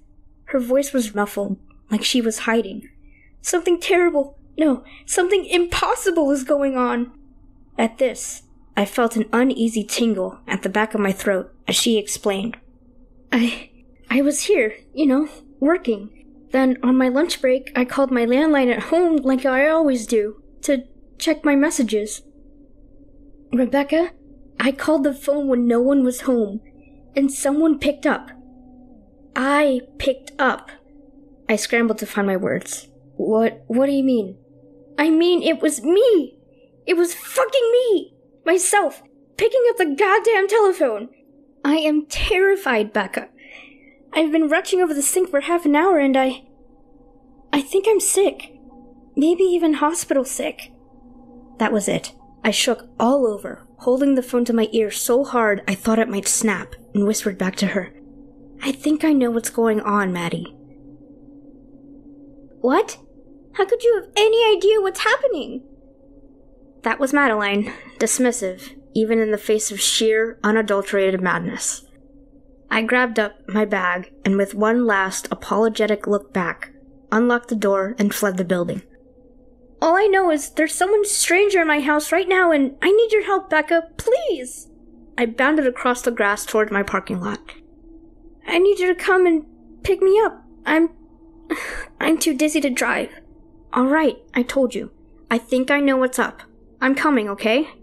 She practically shrieked at me. Look, right now I need your car and your assistance, not your theories, Rebecca. Just please hurry. I felt a little indignant, but she was my sister. And if a twin had suddenly popped up in my life, I was already starting the car. I'm on the way, I tried to reassure her. Just stay where you are, right? Madeline laughed until it was broken by a chesty cough, telling me wryly, I couldn't go anywhere even if I wanted to. Just drive fast. With her office in the town next over, I kept her on the line as I drove, and she only got sicker. I'm not going to be able to get my work done, she told me faintly. Don't worry about that, Maddie. Something really terrible happened. I pushed back the threat of more tears and took a sharp corner in her direction. My sister sounded confused, like she was speaking through a fog. What? I saw my own twin. The light was yellow, but I went right through it and kept my foot down hard on the gas. Listen, I'm not joking with you. I had this stupid game as a kid, and I was like... I wanted my own twin, alright? There was nothing but the sound of her breathing, and I feared for her, trying to evoke a response. So today, I see this other girl, this, twin of mine, and seeing her made me really sick, too. You were sick? Thank God she was still conscious. Yeah, but the twin, she's... I fell silent for a minute. She's gone now, and I feel like myself again. Maybe she'd been there all along. Maybe if I just kept my distance. But I didn't tell Maddie that. I didn't know what else to tell her, only that I was coming. As I closed in on her office, she said, Then maybe I really have a twin at my house. Oh God, she sighed. She could be stealing my clothes, touching all my things, and God only knows what else. I'm pulling in, I shouted, frantically leaving the car running in a nearby spot. As I was about to hang up with her, jogging to the door, I told her, I'm on my way in. That's when she suddenly interjected, Oh my God, Rebecca, I think you're actually right. Oh my God. Then I heard a thud, as if she had dropped onto the floor, and I called, Maddie, before finally hanging up, as I was already inside. I rushed through the busy office, ignoring everyone that tried to greet me, telling them, Sorry, I've gotta go see my sister. She isn't feeling well. I found Madeline lying partly beneath her desk, the phone off the hook, next to her pale, cold hands as she looked up at me in fear. It's okay, I told her as I pulled her up to lean against me, and we started to make our way out as quickly as she could go. A woman poked her head out of a cubicle and said, Not quite yourself, huh, Mads? But we kept going, and once at the car, I laid her down in the back seat as my sister moaned with confusion. Sweat poured from her in a fever, her freckled face suddenly so white and thin. Thanks, she told me, as I buckled myself in and set a course for her house, not far off. Madeline, stay awake. Tell me what you meant when you said I was right. I drove nervously, looking around for nothing in particular, as if this other sister was going to suddenly pop up. From behind me, Maddie laughed. Ironic, really, she said, disoriented. When I was a girl, I wished too. I wished I could be in two places at once. A few coughs escaped her. You know, like one me could be at school and the other at home. One working and one with Ella. Like when she was a baby. God, she was so much work. Now she was coughing profusely, bordering on delirious. Hold on, I told her firmly. We'll be there in just a couple minutes, okay? Even as I sped through the suburban streets and she groaned, she continued to babble on. Maybe I brought this twin on too, huh? Another laugh mixed with coughs, stretching myself so thin. I needed another pair of hands to take care of it all. It was the next street over now. And from behind me, her voice said darkly, Ella will be getting home from school. Look, Maddie, we're here. Hey, we're here. My words faded as I pulled up to the curb of the house next door to hers and opened the backseat door to find her coughing up bits of blood and phlegm, growing weaker by the minute. I took her hand and implored, "Hang on." I tried to form a semblance of a plan, looking over the grass at her house. What would I do face to face with this Madeline twin? But my sister cut through my thoughts with her gravelly words. "Your twin person," she said to me. "What happened? How did you get better?" Hesitantly, I started. "I regret it so much, Maddie. She died. It was an accident, I swear, and..." Suddenly, we both heard it. The lurching creak of a school bus coming to a stop just ahead of us. Ella was now getting off the steps and spotted me, waving. "Oh God, just hang on." I jumped over a bike laying in the neighbor's yard and ran, the little girl starting up the concrete steps to my horror. I screamed to her, "That's not your mother!" and waved my arms in panic. Ella turned with a perplexed look as I stopped dead in my tracks at the startling sight of Madeline twin. The front door swung fully open. There she stood, with a huge smile on her face, her brown hair pulled into a messy bun, wearing denim slacks caked in flour. A plate of chocolate chip cookies cooled on the table beside her, as the woman bent down to embrace the still confused Ella in a big loving hug. She leaned in tight and looked over the little girl's shoulder at me with a warm, knowing smile. I was shocked into silence, watching motionless as she pulled back, kneeling at Ella's level. "Why did Auntie Becca say that?" she asked her mother, and Madeline twin simply shrugged it off. "Nah, we're just playing a silly game." She crinkled her nose at the girl to put her at ease. "Isn't that right, Aunt Becky?" She stood with a wave and said, "Why don't you come on in? Maybe you should let your friend in the car have a rest. She is very tired." I snapped my head back to see the real Madeline, her face half sticking out from the back seat and wheezing, looking as taken aback as I was. She told me in a wobbly voice, "Get the bitch. Now! Get her!" Madeline twin was kissing and doting on Ella, telling her to be careful. The cookies were still hot. "Is it your birthday? We don't ever make stuff together," the girl giggled. This woman, this mom who wasn't, just laughed, telling her with some fatigue, "Every day is a good day for baking with my special girl, and Mommy got off work early today." "Really?" Ella beamed. "Yep, tummy ache, so no cookies for me. Closed up early." I struggled to find my voice and came up empty, turning to watch as my actual sister languished in my car, impatiently waving her hand at me.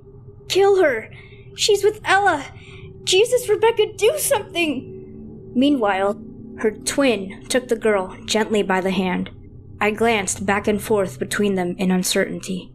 One sister wasting away, still shouting orders at me.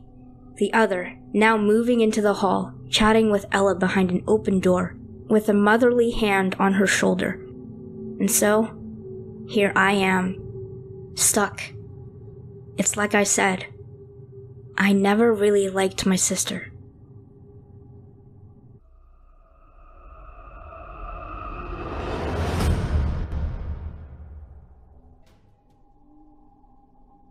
I'm sorry, Mr. A. King, but could I ask you to remember what was giving you trouble? Remember? Oh, yes, I remembered. It had been last night, not a good night by any measure. Kyle had come home from work and I'd forgotten our anniversary. He said it was okay. I cared more about special days than he did, and even then, we'd had a whole decade of married bliss during which I'd made my feelings for him quite clear. I'm not sure whether the last part was said with loving tease or sardonic sarcasm. The two were indistinguishable from each other coming from my partner. What I didn't tell him, though, was that he didn't quite catch what I meant. I hadn't just forgotten the date of our anniversary. I'd forgotten our anniversary. Oh, sure, it had been 10 years ago, but you'd think that that's the type of experience that sticks with you. We'd gone to a government office, hadn't we? We must have. I'm not religious, and I doubt I could drag Kyle to a church even if I wanted to. So we must have gone to see a civil servant who had us say vows. It had to have happened this way. So why couldn't I remember? Mr. Aking? Sorry, I said. I was still feeling a little lightheaded after last night. Maybe it was the heat. The heat! Right, it's the air conditioner. I think it crapped out last night. Could you take a look? Of course. Wouldn't want you to go without in this heat. My landlord, Mr. Smith, smiled at me. Though I was assuming that was what the lumpy lifting of lips on his face was that he called a smile. He was a doughy sort of a man, with skin that sagged just a little. It wasn't that he was ugly or unpleasant. He just had that unfinished look. He was pleasant enough, though he was always asking personal questions when he came around. I did my best not to give him reasons to visit when it could be avoided. Mr. Smith wiped his bald head with a cloth he procured from his back pocket. He stepped in from the vicious sunlight into my house. It wasn't much cooler given the faulty AC, but at least it was in the shade. It must have been hot out there in his suit. He wore a blank grey blazer that hung over his shoulders like a shell. The whole ensemble was devoid of any personality at all, which didn't do any favors for his puffy, sallow skin. "Hun, is that the landlord?" Kyle called from upstairs. "Yep. If you come downstairs, throw some pants on." Mr. Smith let out a perfunctory "ha" on his way to the cupboard where our boiler and the AC unit sat. All the while, he engaged me in what I'm sure he thought was small talk. "So how is that lovely husband of yours, Kyle? I so rarely see him when I visit anymore." "He's fine, just busy with work. I wasn't going to mention that he'd had to pick up a few consulting contracts on the side after rent had last gone up." "I see. It was your anniversary yesterday, wasn't it? Congratulations." "Thanks," I drawled. It wasn't his fault, I'd forgotten. He dug around behind the unit, coming up with a chewed-through power cord. "Not keeping pets, I hope, Mr. Aking?" He leaned his head back and smiled at me. I bristled. "Of course not. We're not allowed, remember?" "Yes, of course. Was just a joke. This looks like a weasel. Marten, actually. Pine martens live around here and they'll chew anything. Just need some foam and I'll seal up the hole. I'll be right back." While he checked back outside, I checked on Kyle. He was sat at his computer, an incomprehensible scroll of code and diagrams on his screen. Head swung around when he heard me come in. "No? Is he finished? I didn't feel the AC come on. Grabbing something from his truck." Kyle stiffened when I hugged him from behind, but relented after a moment. "Couldn't he send a plumber? Or an HVAC technician, or whoever it is that fixes air conditioners? I figure he's probably trying to save some money." I took one of Kyle's hands and gave it a squeeze. I brushed some of his blonde hair to the side to make room for my chin as I leaned over his shoulder. "Why? As if we're not paying him enough." That came out as a snarl. My better half certainly had opinions about landlords, and Mr. Smith specifically. "He'll be out of our hair soon enough, and I don't really care who it is as long as our AC gets fixed." Kyle shrugged. "Keep an eye on him, okay? He's always asking so many questions. I don't trust him. Just trying to be friendly, I think." "You don't need to defend him. It's no reflection on you if he's a creep." "Okay, I'll stop." "He'll be gone soon." I threw my hands up in defeat, and Kyle returned to work. When I returned downstairs, Mr. Smith was already elbow deep in our air conditioner. When his arm re-emerged, it was holding a small foam gun. There we are. No entry to the closet now from the outside. I'll just replace the cord and you'll be all set. Thank you. Will that take long? I asked. No. And while I'm at it, last time I was here, you were telling me about Barbara. My mom? I asked. I guess. Why? Oh, no reason, Mr. Aking. I'm just very interested in people. I hope I'm not being too personal. He smiled again, and I waved his concern away. He was being too personal, actually, but I had all the willpower of a limp sock. By the time he left again, I was feeling drained from having to chat with him. But the AC was working, and the cool air was a salve for my bruised brain. I'm very sorry. It's just, we've had a problem with the car, and I need the car to get to work. We can have it to you by the 15th, okay? I was chewing the inside of my lip. It was a stress reaction. Mr. Smith paused, as if he were processing the information. He'd come by for a property inspection, but his first words through the door was that it was past the 5th of the month, our normal rent anniversary. Of course, Mr. Aking. I'm sorry to hear you're having difficulties. The 15th will be fine. Though you are aware there's a late fee in your contract? I'd hoped he'd waive that, but clearly empathy wasn't among Mr. Smith's friendly qualities. Yes, I'm aware. Good. Now I hope I'm not being too forward, but the last time I was here you were talking about childhood bullies. I had bullies when I was... He stopped again as if he were trying to formulate something before he continued. A child? They were very unkind. Oh, Marcus?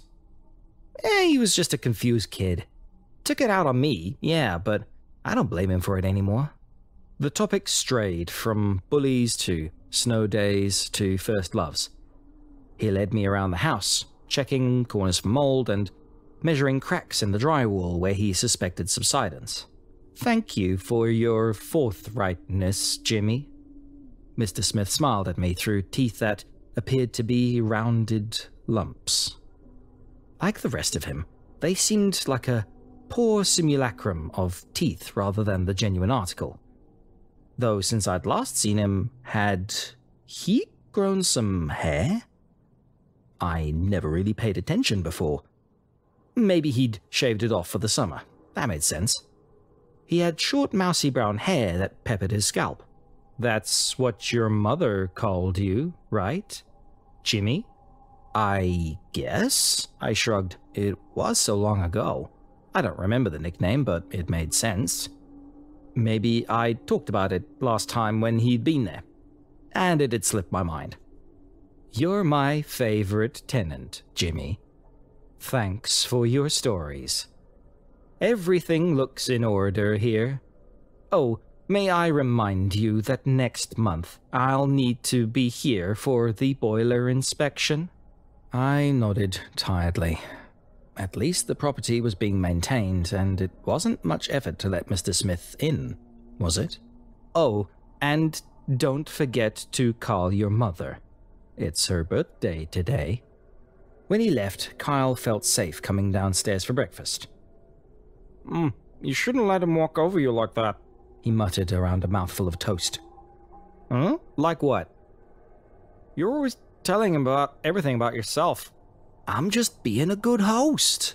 I shrugged and sat next to him.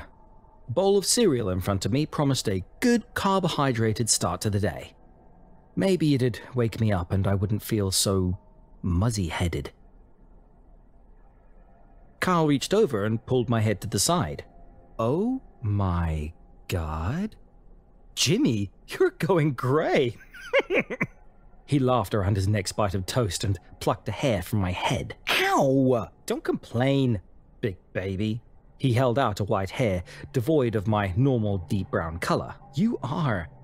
Huh, don't worry, hun. You'll be my silver fox when you're all grey. Kyle kissed my cheek, then put his plate in the dishwasher. As I masticated a bite of cornflakes, I mused that I hadn't remembered Mom's birthday today. Usually I was punctual, but a lot of things had popped up to stress me recently. It wasn't really a surprise that I'd forgotten a few things here or there. And Alexis, was she pretty? Mr. Smith asked, while the property inspector disassembled the electronics of our hot water tank. I wasn't really paying attention. I'd started to get headaches recently, and today I was nursing a real banger. I'd taken some paracetamol and was waiting for it to take effect. I guess? That was never really why I liked her. I tried to think back. My school days were so hazy recently, as if 20 years on they almost weren't my own life anymore. Mostly I just wanted to have a girlfriend so no one would guess. Ah, I see. Mr. Smith reached up and adjusted his glasses. They were new since the last time he'd been here. He noticed my glance and lifted them from his nose, showing off the slim frame and slimmer lenses. Do you like them? They're only for reading, you see. I nodded. I had a similar set for any time that I needed to pore through letters or a book. They were sitting on my bedside table. Yeah, they suit your face, I said. And as I said it, I noticed that they did. Was his face different? It seemed some of the lumpy, unfinished quality had faded, leaving behind a pronounced jawline and just a little bit of stubble. Not entirely like my own. I reached up and rubbed my chin, reminding myself that I needed a shave. Thank you. Aha, yes. I had allergies this summer. Terrible allergies. They always make my face puff out a little. I nodded. He must have guessed what I was thinking about. I tried to think back to last winter. Hadn't he been just as sallow and doughy back then too? But I must have been mistaken. I couldn't remember. Stress will do that to you, I reminded myself. The boiler inspector finished his dis and reassembly as I told Mr. Smith about my string of girlfriends, followed by finally admitting to my parents that I hadn't really been interested in them all along. It had gone better with Mom than with Dad, but even he'd come around after a little while. In an hour, the house was empty again, save for myself and Kyle. He took a break from work for lunch, and with him he brought another 2 painkillers. I swallowed them with a gulp of Diet Coke. Why do you tell him so much? Kyle asked, brushing my hair back as I prepared 2 sandwiches. Oh, no reason, I guess. I don't mind it. Are you okay? You're looking a bit... I don't know. Were you stung by a bee? He touched my cheek. I'm fine. It's just this headache. He nodded, and then dutifully ate his sandwich. I'm sure it will clear up soon, Mr. Smith said as I recounted my recent medical woes. Some skin issues, my doctor put it down to dermatitis, and some early male pattern hair loss. It was nothing to worry about, the doctors had said, even though at the time he'd been leafing through a medical manual he'd pulled from his desk drawer. Nothing to worry about, even though he couldn't quite put his finger on what it was. I hope so, I nodded. Mr. Smith was in my house again, but this time I was having some difficulties remembering why. It must have been another property issue. Kyle was working, and I'm not sure he'd heard the front door go when I went to go get it. Is something wrong with the house, Mr. Smith? Jim. You can call me Jim. It struck me as odd that we shared a first name, even though it was a common enough one. No, nothing, Mr. Aking. Just checking on my favorite tenant. Is everything else well? Of course, I lied. Nothing like a bit of rest once off. Just stress, you know? Oh, yes, I understand. His head nodded, and I noticed that his allergies had cleared up quite remarkably. His face had lost all of its uniform lumpiness, and now he had a smooth chin and a broad smile. Blue eyes, too, like mine. There was something uncanny about his features, almost like I was looking into a fogged mirror. At least, a mirror that looked back a few months before my skin problems. I heard footsteps, and Kyle called from upstairs. "Is someone at the door?" Mr. Smith called out. "Just the mail," Mr. Smith called out. His voice was higher pitched, and his accent had shifted slightly, not unlike my own. Upstairs, Kyle hesitated. Then footsteps went back into his office. "Take care, Mr. Aking. I'll be by next week to make sure everything is okay." Kyle was at his friend's place, spending the weekend. I was meant to go as well, but I wasn't feeling up to socializing. My skin had gotten worse, and the headaches were a constant at this point. I had an appointment with the doctor again on Monday. Hopefully they could find something definitive this time. The doorbell rang. Before I even answered it, I knew it was Mr. Smith. "You're not looking well," he started, coming into the house unbidden when I opened the door. "I'll be fine," I scowled.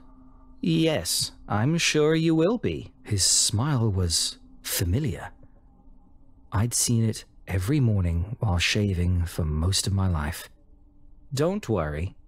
Everything will be fine soon." His voice was different too. "You've changed, Mr. Smith.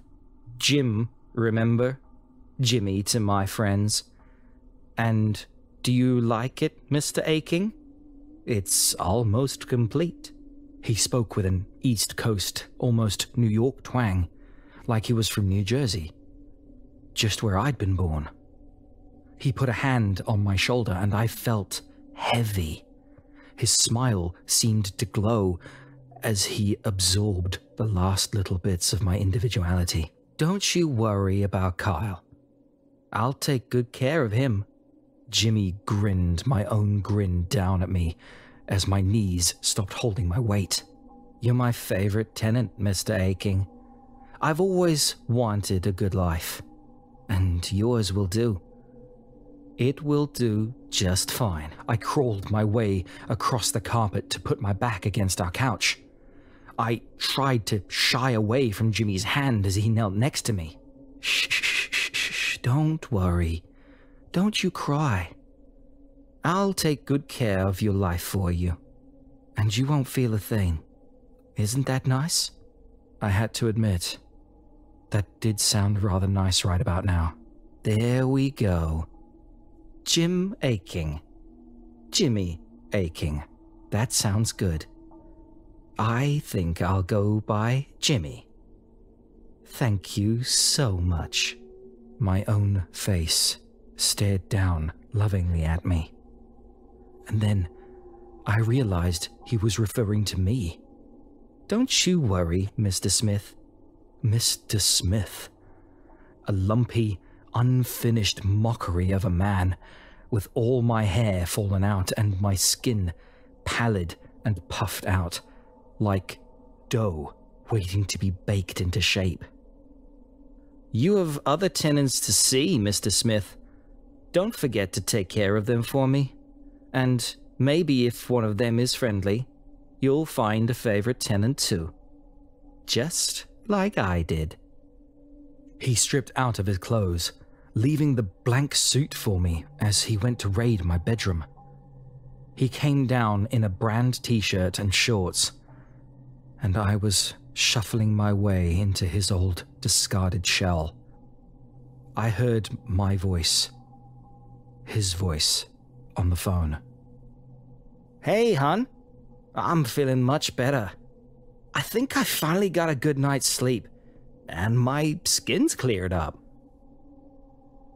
I heard the muffled twitter of Carl's voice through the earpiece of the phone as I stood and adjusted my new life on my shoulders. I had a few more properties to see today before I could rest. I waved goodbye to Jimmy and wished him well for the weekend. I envied him, and I wish I had a life like his.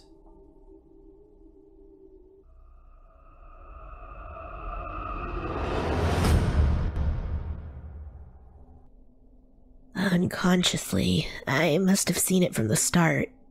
That rundown two-story house with its paint-peeled porch that lorded over an equally neglected lawn. The rusted chain-link fence that bowed and dipped in places, tangled in weeds. I mean, had it registered, I would have found it odd. It was out of place in an otherwise average neighborhood. But my mind had been elsewhere that first week. I suppose I just hadn't had time to really take in my surroundings.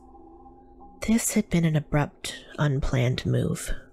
I knew next to nothing about where I'd ended up, beyond what my social worker had told me.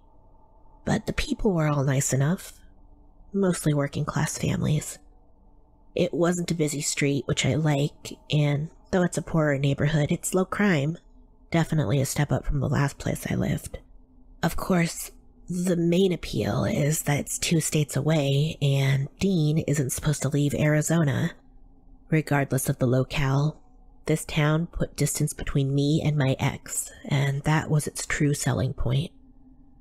After giving myself a day or two to settle in, I started job hunting. The temp position my social worker had arranged for me wasn't going to last, and it didn't pay all that much to begin with. So every morning, just before 7, I'd head out to see what I could find. I'd been doing that for maybe 3 or 4 days when I finally spotted it. In the rearview mirror, there was an unsightly, seemingly abandoned house that I'd never noticed before. Most of the homes on the street were single stories, so it stood out, and I had no idea how I'd missed it. Truth be told, it didn't look like it would be standing much longer. The place had to be condemned. I glanced over my shoulder to get a better look. Behind me, there were 4 houses in clear sight, but none of them could create the illusion of a 2-story rickety building. I looked at the mirror again to make sure I wasn't just seeing things, but there it was, clear as day. Not a shadow or a trick of the light. A vivid, distinct house. The other 4 homes were still in my line of vision, but in the reflection, there was a 5th house nestled among them, a dead zone among manicured yards.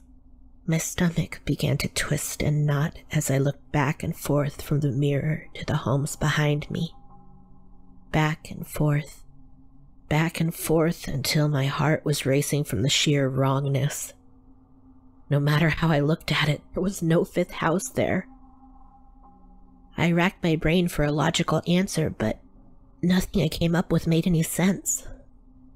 I thought perhaps I was seeing the reflection of another reflection, a nearby home projecting its image in the windows across from it. But the house was just too distinct. I could see every detail, every patch of broken roof tile, every haphazard pile of debris. I could practically see the dust falling from the crumbling frame. I got out of my car and looked around, squinting as the sun set higher in the sky. I walked in a circle several times hoping to find the cause, but the house in the mirror was nowhere to be seen. By that point, I was running late, but I couldn't just walk away from a veritable glitch in reality. And part of me was afraid to get back into my car and see it again. It was a slight fear of the uncanny, the fact that I couldn't explain what I was experiencing, but also the distant worry that I was finally starting to lose it. The stress was getting to me. After pacing for a good 10 minutes, I finally got into my vehicle again and pulled into the street as quickly as possible. I avoided looking in the rearview mirror as best I could, but I still caught a glimpse of the house, hunched and flaking like a frail elderly woman. When I got back that night, I parked farther away. I didn't know how to address what had happened that morning, and I was afraid that I'd still see the house in my mirror. More than that, I was almost afraid that I wouldn't. I'd lost a lot over the 14 years with my ex-husband. My career, my friends, my family, my dignity. But one thing I did have was a sound mind, strong enough to overcome the things he'd done to me. The idea that that might not be so true was deeply unsettling. More than anything, I just wanted to pretend like the house in the rearview mirror had never happened. So that was what I did. I'd actually landed an interview at a promising agency for a position similar to what I'd wanted to do after college. I was excited, but mostly nervous. There was a lot riding on this job, and my head was still all over the place since the move. I'd really left it all behind. No one knew me out here. I had to start over completely fresh. If I could get back on track with my career, maybe I could really make a life for myself here. All I had to do was stay calm and grounded. It was easier said than done. But that was what Netflix and Xanax were for. In the past, I would have chased it all with a glass of wine, or 7. The fact that I hadn't touched a drink in months, despite what I was going through with the move, made me feel strong and in control, even if I couldn't shake my other vices. But after what I'd seen in the rearview mirror, I was dying for a shot or two. Instead, I curled up on the couch and binged Parks and Rec for a while. I waited for the anxiety meds to kick in, and I replaced all of the dark, niggling thoughts with the familiarity of my favorite show. It was just a matter of letting my mind and body shut down. I thought if I tried hard enough, I might actually be able to get the rest that I so desperately needed. For the past few years, I've had trouble sleeping at night. Dean used to tell me I could never get away from him, no matter where I went, even in my dreams. For a while, it seemed like that was true, as he would invade my nightmares regularly. Being far away from him had decreased his appearances, though. I could never completely push him from my mind, but knowing he was trapped in Arizona, that people would notice if he tried to come after me, allowed me to let go just a little. After that night, however, my dreams were consumed by a new, unwelcome guest. I couldn't stop thinking about that house. The unlikeliness of it, the mystery, the sense that my sanity was on the line. Nothing is quite as terrifying as wondering if your own mind is turning against you. But I tried my best, even with the bad dreams, just to push it from my thoughts. It was 3 days before I saw the house again. I'd made a point to park on the opposite side of the street where I couldn't possibly catch it in the rearview mirror. But finding parking was difficult. I had to take what I could. I didn't want to see if it was still there as I got into my car that morning, but I also sort of did. Some part of me was dying to know if I would look up and just see a normal row of houses. The meeting was at noon, but I thought I could drive around and turn in some more applications beforehand, just in case the interview didn't work out. That meant that I had some time if the house was still there, if I wanted to get a better look. Part of me had thought it wouldn't be there. I really believed I'd look and learned that whatever I'd seen before had been a mild hallucination or something, brought on by pressure and insomnia. But no, here it was. Just as decrepit, just as bold. I looked over my shoulder again as if the house might be there this time, but it was just like before. In the reflection, there was an old, crumbling structure, and on the street, there were only clean, manicured homes. My pulse was racing as I looked back at the mirror. I could hear my heartbeat in my ears. I couldn't sort the thoughts running through my head as I tried to swallow the absurdity of a house that only existed as a reflection. After a moment, it suddenly occurred to me that I could take a photo of the mirror to compare the two. So I got out my phone and I took a few shots. When I was taking the photo, everything looked normal. However, once I'd taken it, The image was just a muddy blur. There was some sort of indistinguishable shape there, but I couldn't make it out over the gray blend of color smeared over it, like a negative that had been exposed to the sun. My hands were shaking too hard to hold my phone by then, and I tried to decide my next move. It wasn't like I could call the police. What would I even say? The only person I ever really talked to was my social worker, Angie. But I was afraid she'd have me checked into the hospital or something. I mean, who the hell was actually going to believe me? I thought about trying to get someone else to look, see if they saw it too. But I figured it'd be hard and dangerous to lure a stranger into my car. With that thought in mind, I pulled out my makeup mirror and held it up to see if I could get the same angle. No matter how I twisted it, though, I couldn't get the house to appear. It was only viewable through the rearview mirror. Maybe this is stupid, but I actually started to cry then. It didn't make sense, and I just felt so isolated and alone, having to deal with something so weird and unsettling all by myself. Maybe it was just the stress of moving, of leaving Dean, of trying to protect myself, save myself, and feeling like I couldn't even keep it together. I sat in the car like that for a while, before the tears dried up and I could breathe again. Eventually I decided that all I could do was try to accept this strange anomaly and the fact that I couldn't do anything about it. If I was going crazy and this was the worst of it, I figured I could count myself lucky. As you can probably guess, it was not so easy to just accept things and move on. All day, the house in the mirror nagged at the back of my mind. I ended up distracted in my interview, and I spent the rest of the day oscillating between thinking about the phantom building and thinking about how I'd blown my chance at a fulfilling job. At home, it was getting harder and harder not to drink. I was starting to struggle with reality like before, back when I was trapped in a nightmare with a man who monitored my every move.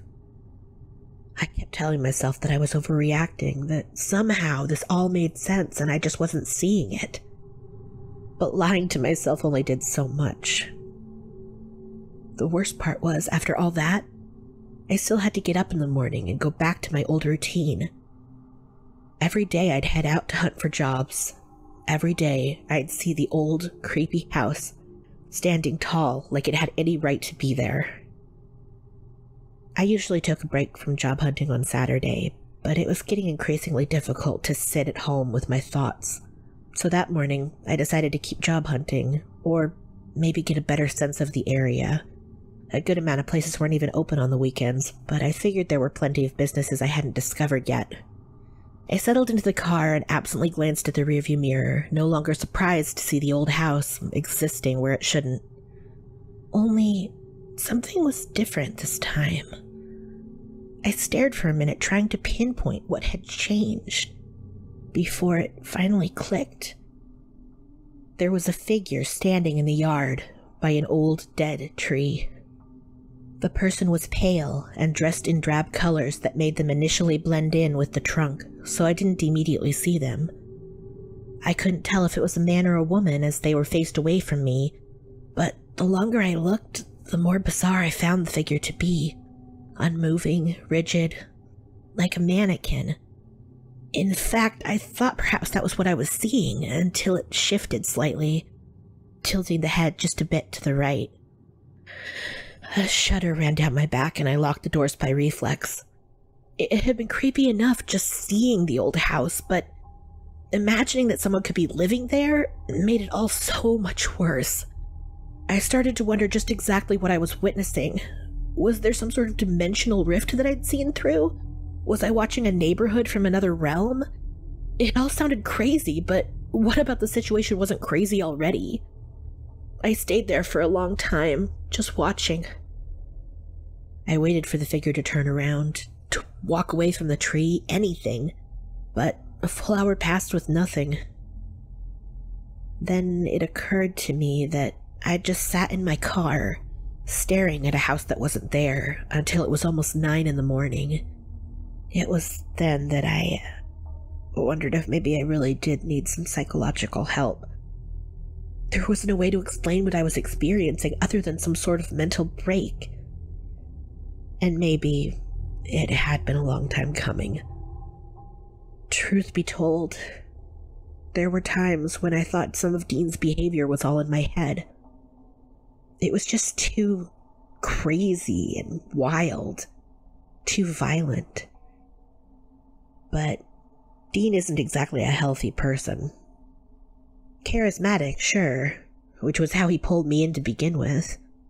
But underneath all of that, he's an unstable sadist, completely divorced from reality. If he were here with me, he'd probably tell me that I was seeing the future or making contact with the dead. Maybe there'd been a house in that space once upon a time. Maybe I needed to help avenge the person in the yard and save them from their ghostly shackles. It was all a lot of bullshit, but the way he talked about it almost convinced you it was true. It was part of why I'd been so afraid to leave. He'd hurt me a lot by then, both physically and emotionally, but some nagging part of me always believed his threats. That he could find me anywhere, that I'd never escape from him. Before I'd completely cut myself off from my old life, Dean had started emailing me missing person cases of women who'd relocated to escape a boyfriend or husband, only to end up vanishing. He told me that the power of love made all things possible, even darkness beyond our comprehension. He said that if I didn't come back to him, he'd go to any means necessary to find me again. I was bound to him, he told me. There was no place to run. It sounds stupid now, but it just felt so real in the thick of it. He had always been very good at finding me, finding out what I was doing, guessing my actions before I did them. I later learned that that was just a trait of an expert abuser. He manipulates and controls, and he plays with a person's mind until they aren't sure what's real anymore. In that moment, all I could really think was, fuck Dean. Thinking about that asshole gave me a boost of adrenaline, and I decided to stop torturing myself for now. Crazy or not, I wasn't getting anything out of sitting around and staring at an invisible house. I did my job search, and I was actually able to push the house from my mind at some point. I connected with a manager looking for someone to work evenings, and given my sleep issues, it seemed like a great opportunity. I was still waiting to hear back from the other job, but I didn't have high hopes. I resolved to do everything I could to avoid having to park where that reflection could appear. But it was like the universe had gone out of its way to make that impossible. In fact, the only space I could find was one right in front of my building, perfectly placed to view the non-existent house. Despite wanting to avoid the reflection and whatever was causing me to see it, I couldn't help but look once more before I went inside, just a quick peek to sate my curiosity. But things were different this time. The figure by the tree was no longer there. Instead, there were a good 10 to 15 people scattered, standing across the lawn. Only, they didn't entirely look like people. The right parts were all there, limbs and torso and whatnot, but the features were odd, almost like a caricature of what a human should look like. My stomach dropped like someone had jumped out to scare me, and I gripped the steering wheel. All of the figures were standing perfectly still, facing away from me. They seemed to be transfixed on something I couldn't see, rigid and stiff like living dolls. This time, I didn't sit around and wait for them to move. Once I was in the house, I locked the door as if that could somehow stop whatever was going on out there. I paced around the living room for a while, blasting the TV so that it felt less like I was by myself. When I finally sat down and caught my breath, I noticed I'd left my phone on silent for most of the day, and Angie had called me several times. She left a message telling me we needed to talk, but it was late, so I made a note to call her back later.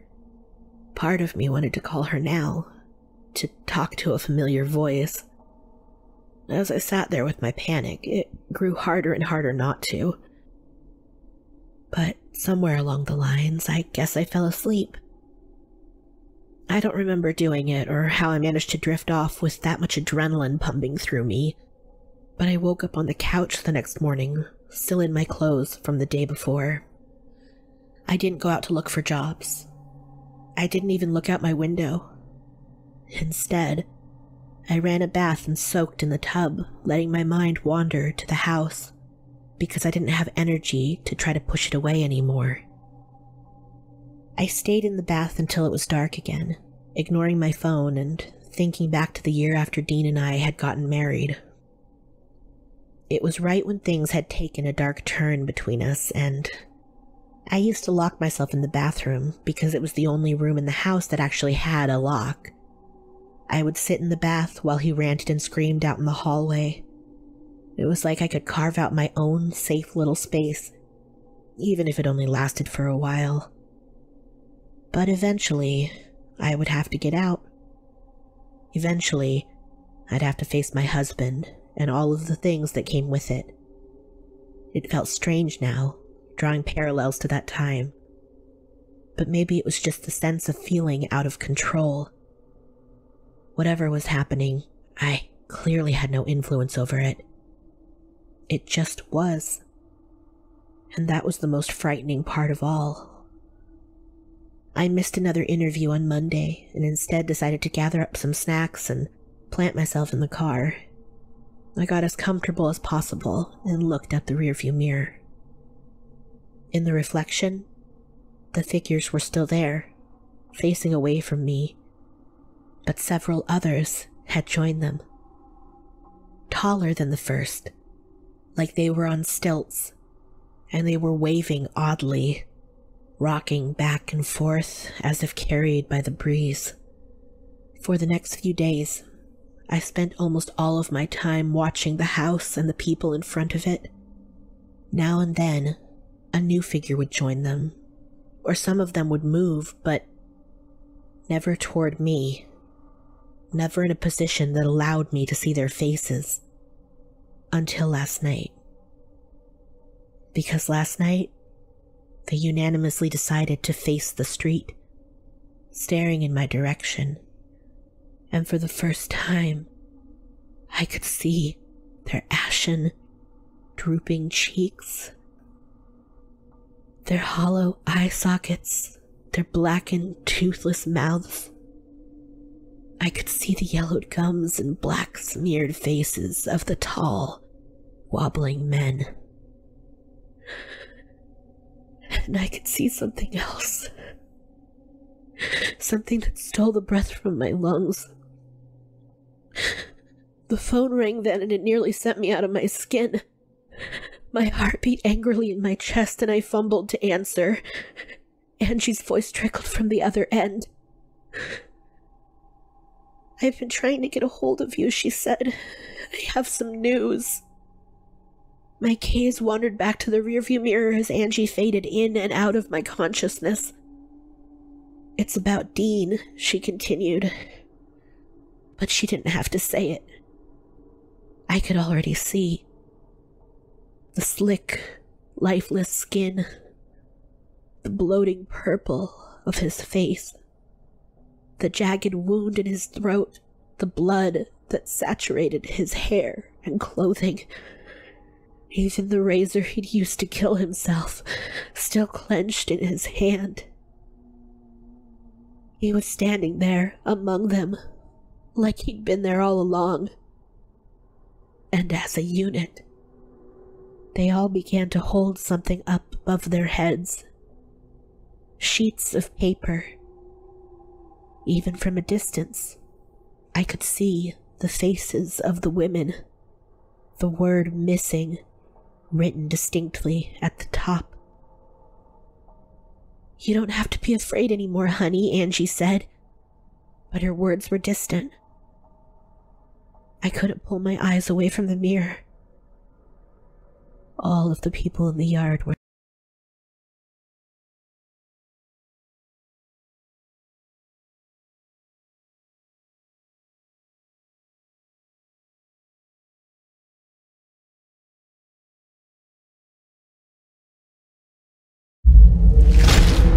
Chilling tales for dark nights.